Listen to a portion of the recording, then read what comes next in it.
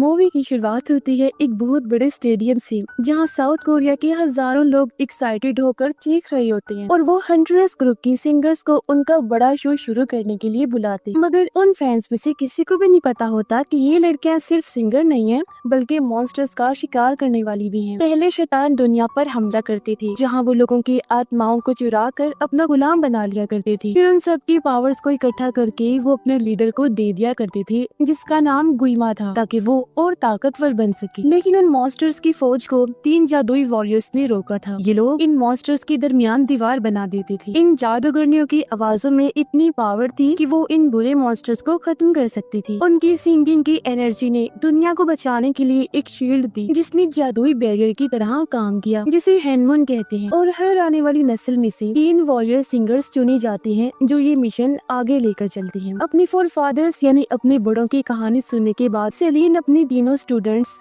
रोमी और उसकी दोनों दोस्तों को कहती है कि वो फाइनल बैरियर बनाने की जिम्मेदारी तुम लोगों की होगी। ये सुनकर वो पूरी हिम्मत इकट्ठा करती हैं और अपने मिशन को शुरू करने की तैयारियां करती हैं। अब जैसे ही शाम हुई, हंटर्स के फैंस स्टेडियम में पहुंच जाते हैं ताकि वो अपने ग्रेट वर्ल्ड टूर का फाइनल शो देख सके। अब ग्रुप का मैनेजर नोटिस करता है कि ट्रियो यानी तीनों लड़कियां अब तक नहीं आई थी, इसीलिए वो परेशान हो गया और अपने फोन से पता लगाता है कि वो कहाँ है। जबकि प्राइवेट जेट में रूमी और उसकी दोस्तें मजे से बहुत सारा खाना खाती हैं ताकि उन्हें एनर्जी मिले और उनके आखिरी शो में उनकी ताकत कम ना हो और वो अच्छा परफॉर्म कर सके। उसी वक्त रूमी को मैनेजर की कॉल आती है, जो पूछता है कि वो कहाँ है, मगर बीच में फैंस फोन छीन लेते हैं ताकि लड़कियों से बात कर सके। मैनेजर झट से फोन वापस ले लेता है और गुस्से से पूछता है कि वो देर क्यों कर रही है। प्लेन के शीशे से वो देखती है कि प्लेन स्टेडियम से आगे निकल गया है और प्लेन के स्टाफ को कुछ पता ही नहीं चलता। रूमी गुस्से से मैनेजर को कहती है कि वो कुछ ही देर में वहाँ पहुँचेगी और फिर कॉल बंद करके एक हॉस्टेस के पास जाती है। टाइम जाया ना करते हुए वो कहती है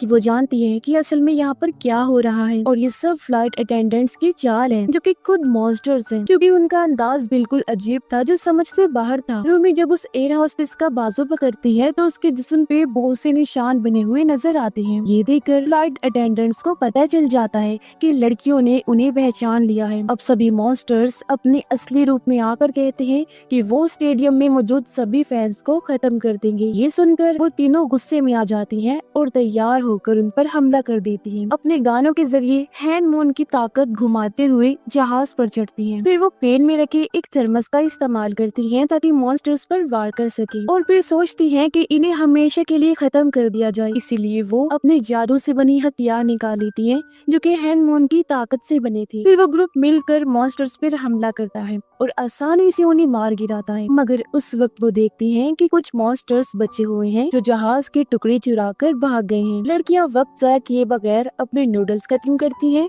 और प्लेन में से हवा में छलांग लगाकर स्टेडियम की तरफ आ जाती हैं। जब वो वहां पहुंचती हैं तो सीधा स्टेज पर लैंड करके बची हुई मॉन्स्टर्स को खत्म करना शुरू कर देती हैं। रूमी की फैन अपना चाकू छालकर आखिरी मॉन्स्टर को भी मार डालती है। मॉन्स्टर्स की आर्मी को खत्म करके हंटर्स ग्रुप सब फैंस के सामने अपना शो दिखाती हैं और ये देखकर खुश हो जाती हैं कि पहली बार हैनमून का एक हिस्सा गोल्डन रंग से चमक रहा है। शो के आखिर में बड़ी जादुई शील्ड बन जाती है जो पूरे एरिया में फैल चुकी थी और मॉन्स्टर्स को दोबारा इंसानों की दुनिया में घुसने से रोक देती है। लेकिन अंडरवर्ल्ड डीमंस की दुनिया में एक बची हुई मॉन्स्टर जो प्लेन से बच गई थी, गुइमा के पास जाती है और घबरा कर कहती है कि वो लड़कियों को नहीं रोक पाई क्योंकि उनके पास बहुत अच्छी स्किल्स हैं, वो बहुत बहादुर हैं। ये सुनकर गुइमा गुस्से में अपनी आग वाली ताकत से उस मॉन्स्टर को जला देता है और कहता है कि उसे अपने मॉन्स्टर्स की हार बर्दाश्त नहीं होती। ये देखकर दूसरे शैतानी डीमंस भी डर जाते हैं। तभी एक और डीमन बॉय जीना आता है, जो अपना बैंजो बजाता हुआ गुइमा के पास पहुंचता है। उसके साथ एक मॉन्स्टर टाइगर भी था, साथ ही उसके दोस्तों का ग्रुप होता है।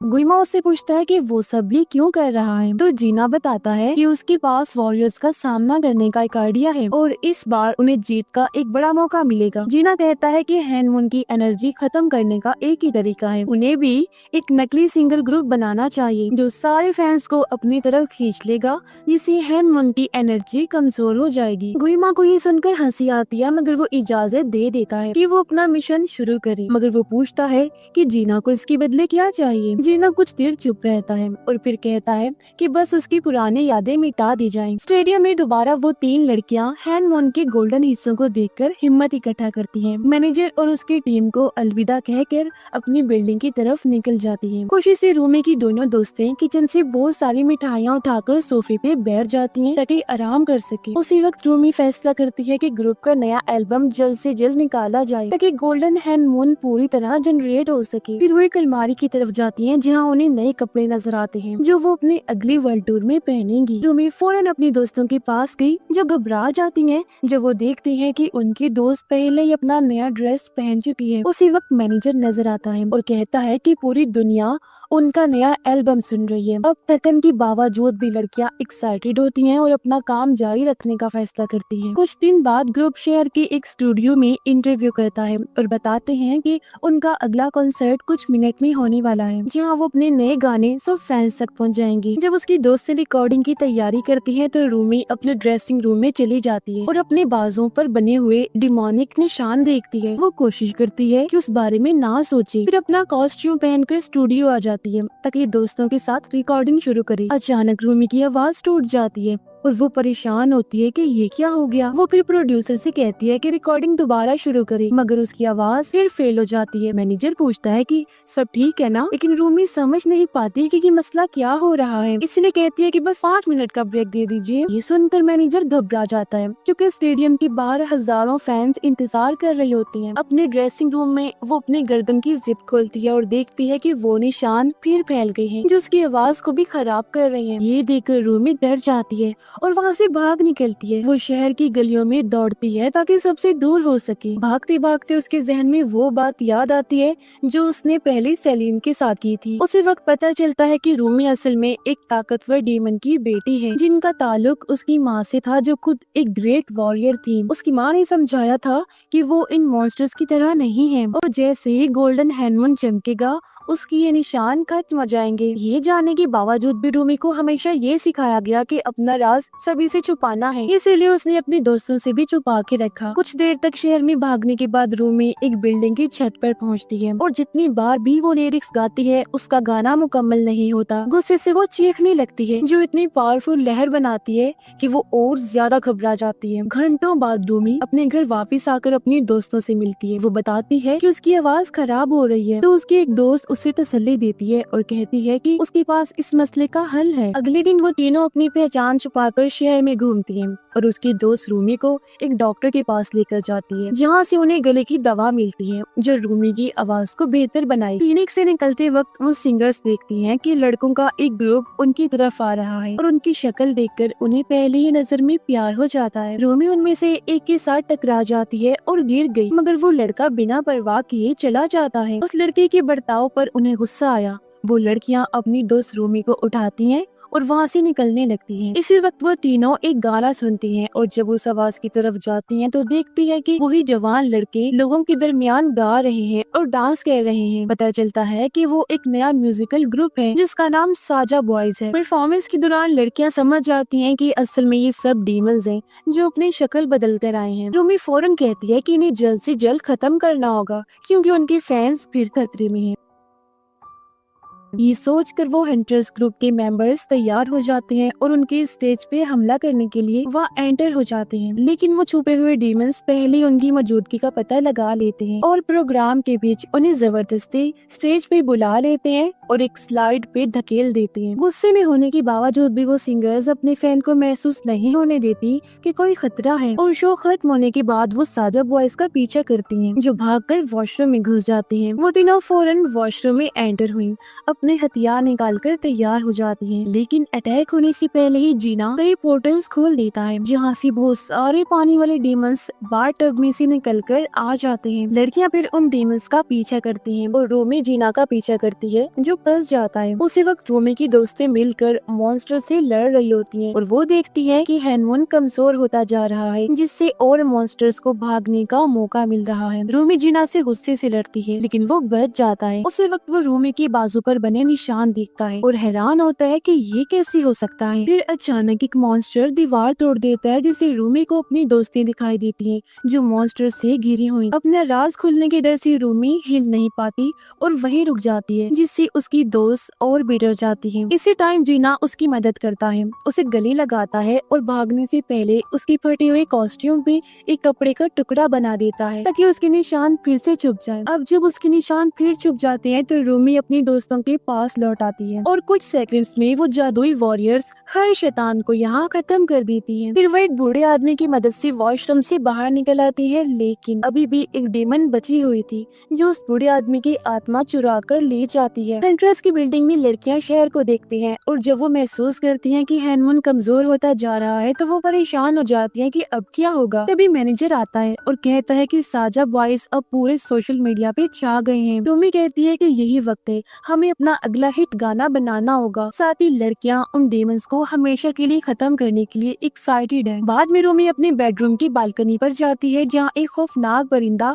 उसे हैरान कर देता है और उसे जीना की डिमोनिक टाइगर तक ले जाता है। वो जानवर रूमी को एक खत देता है और जैसे रूमी उसे खोलती है तो पता चलता है कि ये साजा बॉयज के लीडर की तरफ से दावत है कि रात को मिलने आई। फिर वो परिंदा और टाइगर फौरन वहाँ से गायब हो जाते हैं, मगर रूमी के दिल में शक होने के बावजूद वो फैसला करती है कि उस दावत को कबूल करके उससे मिलने जाए। जैसे वो वहाँ पहुँचती है, रूमी कोशिश करती है कि जीना पे हमला करे अचानक, मगर उसे समझ आता है कि वो तो सिर्फ एक डमी थी। फिर जब वो ग्रुप के लीडर को देखती है तो दोबारा हमला करने की कोशिश करती है, लेकिन जीना उसे रिलैक्स करने की कोशिश करता है और कहता है कि वो सिर्फ बात करना चाहता है और बताता है कि उसकी जिंदगी में होने वाली सारी बुरी चीजों का जिम्मेदार गुइमा है। जीना ये बताता है कि माजी में उसकी आत्मा को एक डीमन लॉर्ड ने कैद कर लिया था। फिर वो रूमी से पूछता है कि उसे ये निशान कैसे मिले, मगर वो मना करती है और दोबारा हमला करती है, लेकिन लड़का गायब हो जाता है, इसीलिए वो नाराज हो जाती है। वक्त गुजरने के साथ वो सिंगर्स अपना नया गाना शुरू कर देती हैं और प्रोडक्शन के दौरान वो हैनमून से निकलने वाले डीमंस का शिकार भी करती रहती हैं। इस बीच वो शैतानी टाइगर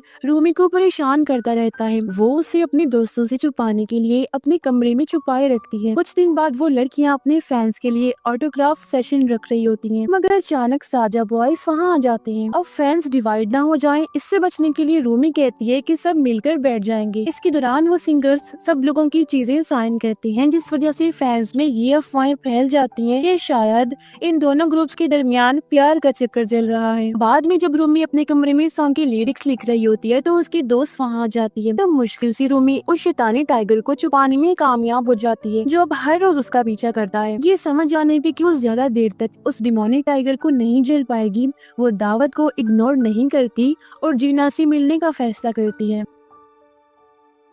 इस दौरान मॉन्स्टर्स पूरे इलाके में लोगों की आत्माओं को कैद करते हैं और कुछ दिन के अंदर अंदर शहर से काफी लोग गायब होने लगते हैं। जीना से मिलने पर उसे बताती है कि उसने एक तरीका ढूंढ लिया है जिससे वो जीना को गुइमा के कब्जे से आजाद कर सकती है और कहती है कि डीमन लॉर्ड का इंसानी दुनिया पे कोई असर नहीं रहेगा जब गोल्डन हैनमून का टाइम पूरा हो जाएगा। रूमी जीना से कहती है कि वो हंट्रेस ग्रुप को दोबारा मशहूर करने में मदद करे, क्योंकि जब वो अपने फैन से मजबूत ताल्लुक बनाएंगे तो वो इतनी ताकतवर दीवार बना सकती हैं जो गुइमा को हमेशा के लिए कैद कर देगी। साथ ही वो कहती है कि अगर जीना सच में डीमन लॉर्ड की चालाकियों से आजाद रहना चाहता है तो वो गोल्डन हैनमून की बनने के बाद इंसानों के दरमियान जिंदगी गुजार सकता है। मगर जीना कुछ देर सोचता है और इस बात से मना कर देता है। उसी वक्त एक ब्रेसलेट बेचने वाली औरत वहाँ आती है जो रूमी को अपनी चीजों में से एक ब्रेसलेट देती है। रूमी जीना को मनाने की कोशिश करती है वो ये ब्रेसलेट अपने पास रखे और कहती है कि उनका आजाद होने का सिर्फ एक तरीका है, वो ये है कि वो बुरे लीडर को हरा दे। कुछ दिन बाद वो ट्रियो स्टेज पे प्रैक्टिस करती है, मगर रूमी कहती है कि उसे अब जो लिरिक्स मिले हैं वो पसंद नहीं आए। ये सुनकर लड़कियां हैरान हो जाती हैं और उसके बर्ताव पे सवाल उठाती हैं,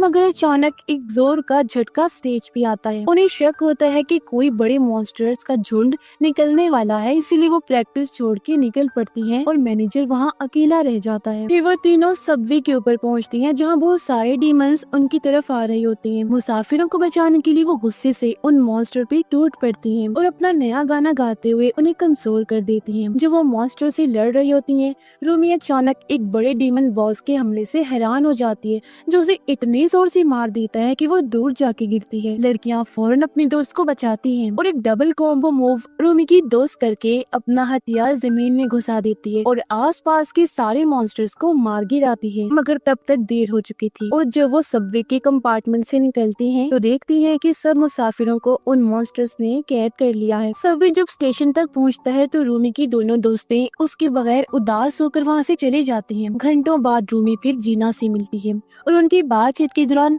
ये मान लेती है कि जब से उसने जीना से बात करना शुरू किया है उसकी आवाज पेट से ठीक हो गई है। फिर वो दोनों मिलकर गाना गाते हैं और गाने के बाद जीना महसूस करता है कि उसके दिमाग में अब गुइमा की आवाज सुनाई नहीं दे रही। इससे जीना इरादा कर लेता है कि वो रूमी की मदद करेगा और वादा करता है कि अगले कॉन्सर्ट में अपने ग्रुप की फेम खत्म कर देगा ताकि ट्रियो ग्रुप फिर से सामने आ सके। रूमी खुशी से घर लौटने का फैसला करती है, मगर उसी टाइम जीना इन्फर्नल लॉर्ड में वापस खींच लिया जाता है, जहाँ गुइमा उसे उसकी माजी की याद दिलाता है। जीना अपनी यादों में देखता है कि किस तरह उसने अपनी फैमिली को उस वक्त छोड़ दिया था जब उन्हें उसकी सबसे ज्यादा जरूरत थी। जीना घबरा जाता है, मगर गुइमा कहता है कि वो अपना वादा निभाएगा और वो यादें मिटा देगा अगर जीना उसका हुक्म मानकर चले तो। अगले दिन वो लड़कियां फिर मिल जाती हैं और फैसला करते हैं कि अगले कॉन्सर्ट के लिए एक नया गाना चुना जाएगा। शाम के वक्त स्टेडियम फिर से लाखों फैन से भर जाता है और प्रेजेंटर जबरदस्त शो का आगाज करता है। जब वो लड़कियां अपने ड्रेसिंग रूम की तरफ जा रही होती हैं तो उनका सामना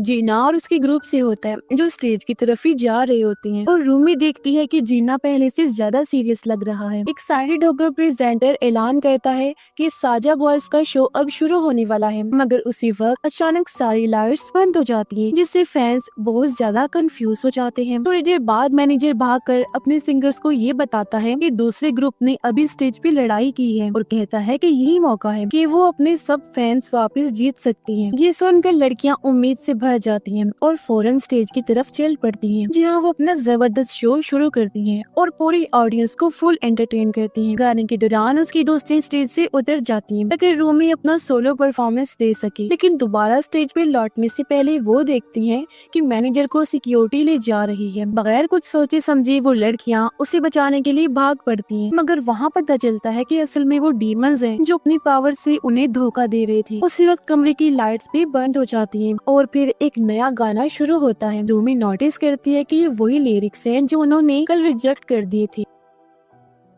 उसी टाइम रूमी को दो डीमंस घेर लेते हैं जो उसके दोस्तों के रूप में थे। वो उसे स्टेज पर धक्का देकर परेशान करने के लिए उसके चारों तरफ घूमने लगते हैं ताकि वो घबरा जाए। ये डीमंस रूमी का गोल्डन कॉस्ट्यूम उतार देती हैं, जिससे उसके निशान सबको नजर आते हैं। वो चीखने लगती है, जिसकी वजह से वेन्यू की सारी स्पॉटलाइट्स टूट जाती हैं और स्टेज छोड़कर जब वो भागती है तो उसके दोस्त उसके करीब आने से घबराती हैं। घबराई हुई रूमी उन्हें समझाने की कोशिश करती है कि क्या हो रहा है और चीख कर कहती है कि मुझे छोड़कर ना जाओ, मगर ये सुनकर उनका डर और बढ़ जाता है और वो अपने वेपन्स निकाल लेती हैं ताकि अपनी हिफाजत कर सके। रूमी इतना सब होने के बाद उदास होकर वहाँ से भाग जाती है और जब वो जीना से मिलती है तो पूछती है कि ये सब उसने क्यों किया। फिर वो डीमन जवाब देता है कि जितना कुछ उसने अब तक बोला था सब झूठ था और कहता है कि रूमी को उसे इसी तरह कबूल करना होगा जैसा वो है, क्योंकि अब कुछ भी बदल नहीं सकता। इस बहस के बाद जीना वहाँ से चला जाता है। अब जो कुछ हो रहा था उसके लिए खुद को जिम्मेदार मानते हुए रूमी अंदर से टूट जाती है। अब जैसे वो जाने लगती है उसके पीछे से एक काली दरार भी बनने लगती है। इसी वक्त रूमी की दोनों दोस्तें देखती हैं कि हैनवन बिल्कुल खत्म होने वाला है और मैनेजर भी खामोश हो जाता है जब वो देखता है कि हंटर्स ग्रुप के फैंस तेजी से कम हो रहे हैं। थोड़ी देर बाद साजा बॉयज हर स्क्रीन पे नजर आते हैं और जीना ऐलान करता है कि वो हंटर्स यानी केपॉप ग्रुप जो इसी हादसे के बाद बर्बाद हो गया है, हमारी परफॉर्मेंस उनके लिए ट्रिब्यूट होगी। वो सबको ग्रेट सोल टावर में होने वाली शो में आने की दावत देता है। अब इससे पहले कि कोई कुछ समझे, मैनेजर और रूमी की दोस्तों के दिमाग में अजीब सी आवाज गुनगुनाने लगती है जो उनका कंट्रोल छीन लेती है